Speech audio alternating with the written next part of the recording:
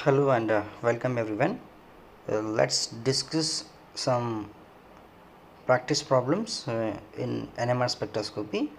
I am your chemistry teacher, uh, Zamir Sheikh, Faculty of Chemistry. Let's see some practice problems on the NMR spectroscopy. So look at the problem. The some molecules are given, and for each of the following compound, which proton, which mentioned in the red and blue color, has the greater chemical shift. Now see the first compound, where this is what CS3, this is what CS3, then next to that it is a CH, another CH, and this will be the Br now. Okay, now see on that position, this is what Br, here is also what the Br, and here is also what the Br now. And the question is about what we have to explain which hydrogen, either this or either this, having higher chemical shift value. You know that the chemical shift value is inversely proportional to the electron cloud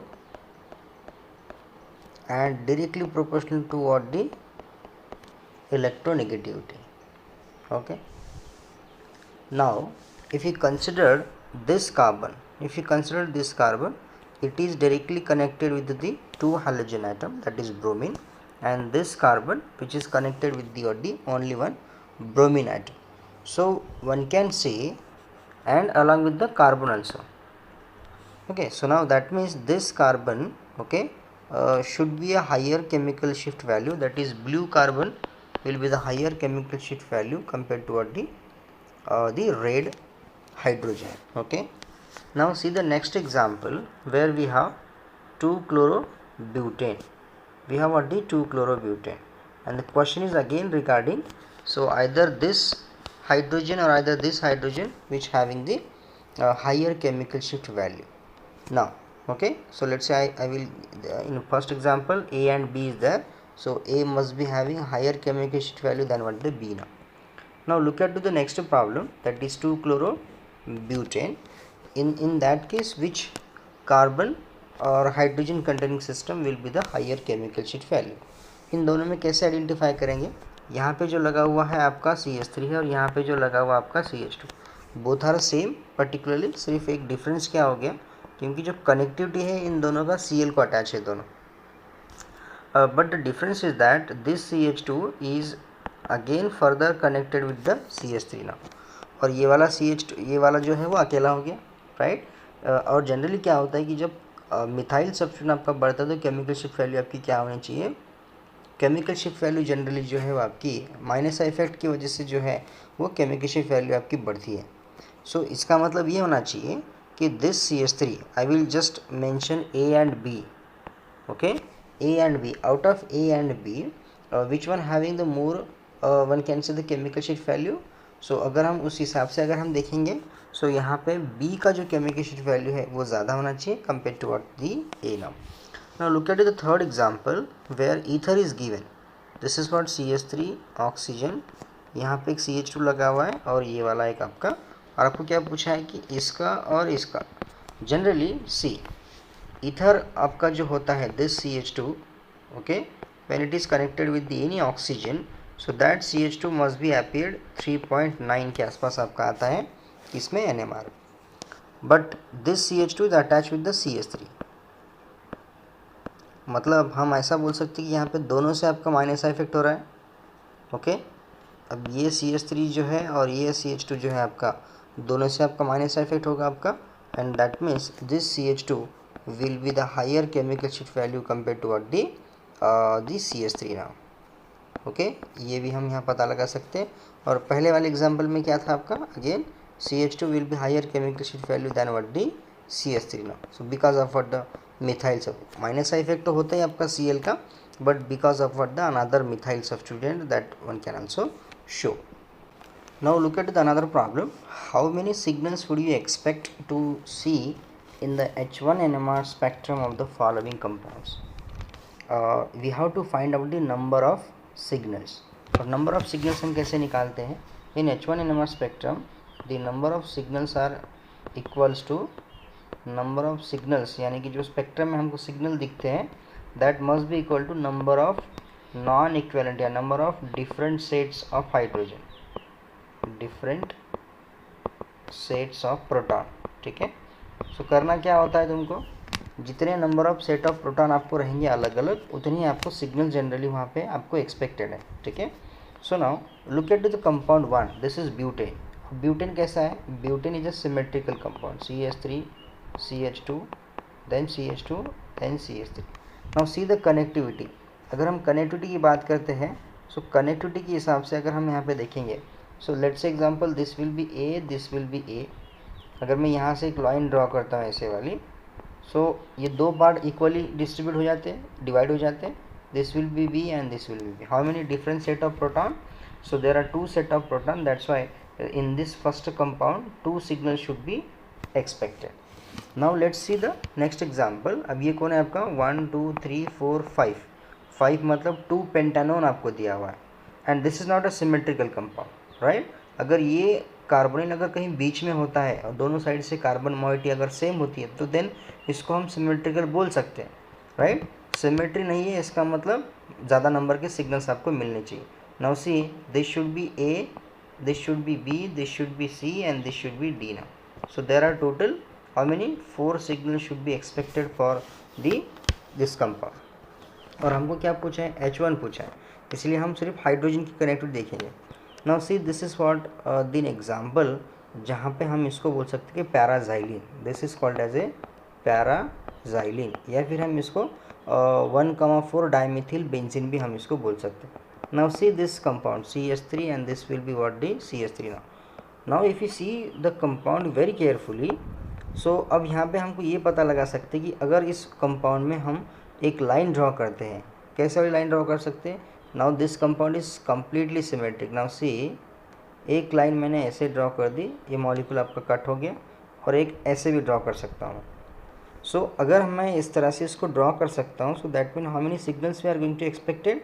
Now this methyl will be the same, A methyl के बाद के जो hydrogen है यहाँ वाले और ये यहाँ वाले, whether they are same or different, they are same, that's why all 4 hydrogen, अगर हम इसको ऐसे कट करते हैं तो इसका मतलब क्या हो गया, this will be B, this will be B, इस साइड को भी ये आर्थो है, this will be B, this will be B. So how many signals we are expected for the paraxylene? We have 2 signals we are expected for the पैराजीन। जितना ज़्यादा symmetric compound रहेगा उतने आपको कम सिग्नल्स देखने को मिलेंगे। Now we are moving to the next example, we have this. आपके पास एग्जांपल कौन सा है अभी, आपके पास एग्जांपल है विनिल हैलाइड्स, विनिल क्लोराइड, ओके। और यहाँ पे कितने हाइड्रोजन कनेक्टेड है आपके पास, 3 है, and all hydrogens are different, they are not same. How, now see if अगर ये सबके सब डिफरेंट है, इसका मतलब क्या हो गया, now see this hydrogen is basically one can say, इसको हम कौन सा हाइड्रोजन बोल सकते हैं, they are like vicinal like hydrogen, okay. और ये दोनों कैसे, ये भी दोनों विसिनल है, लेकिन मैं इसको नंबर देता हूँ A, B और C। अब मुझे बताइए A और C का रिलेशनशिप क्या है, A and C are cis to each other, they are cis to each other. What is A and B? They are trans to each other. And what is the nature between the C and B? They are vicinal. That's why all 3 are hydrogens are different. So one can say in this given compound, how many signals we are expected in this given compound, the 3 hydrogens are there, so that's why 3 signals should be expected. Now look at to this example. यहाँ पे आपको जो example दिया है ये something ऐसे वाला molecule आपको दिया हुआ है जो कि आपका it's not a benzene, okay. Now see यहाँ पर 2 हाइड्रोजन प्रेजेंट है, पहले आपको नंबर ऑफ हाइड्रोजन निकालने पड़ेगी।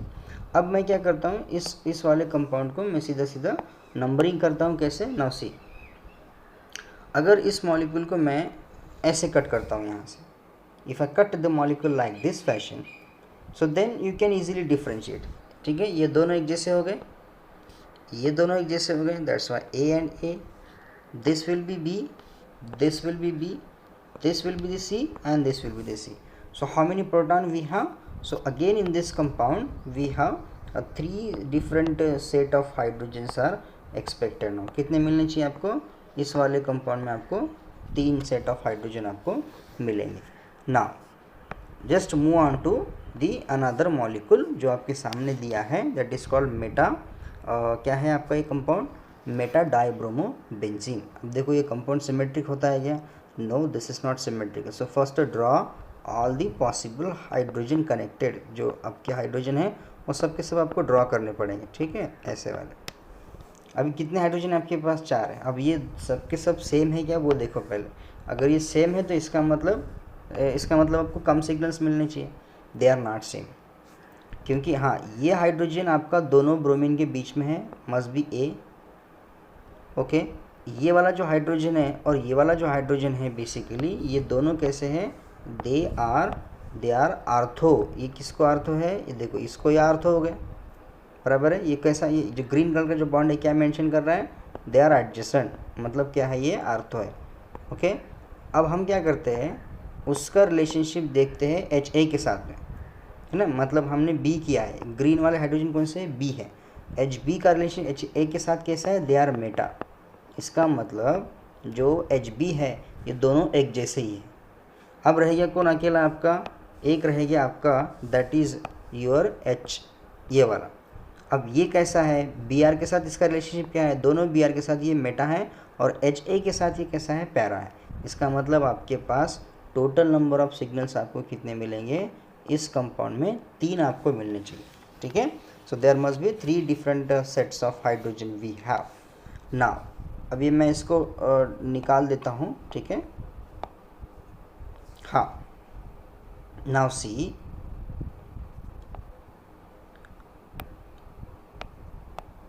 नाउ सी, सो अब आपको क्या करना है, नेक्स्ट वाला आपके पास कंपाउंड है, नेक्स्ट वाला कंपाउंड आपका dibromo ethane.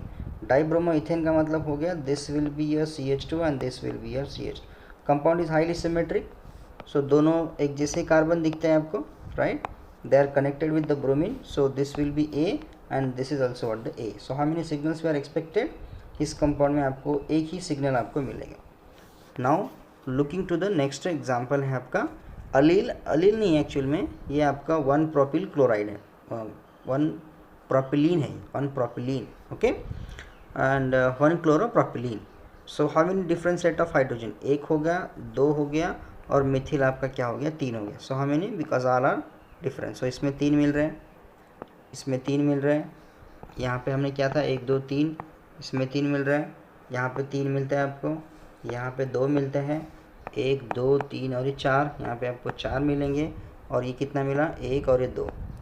Now see you can easily solve such type of the questions. और एक बात हमेशा याद रखना कि जितने नंबर ऑफ सबके नंबर ऑफ नॉन इक्विवेलेंट, जिसको अपन बोलेंगे नॉन इक्विवेलेंट का मतलब different, non equivalent proton, number of non equivalent set of the proton, set of proton is equals to क्या रहेगा आपका, नंबर ऑफ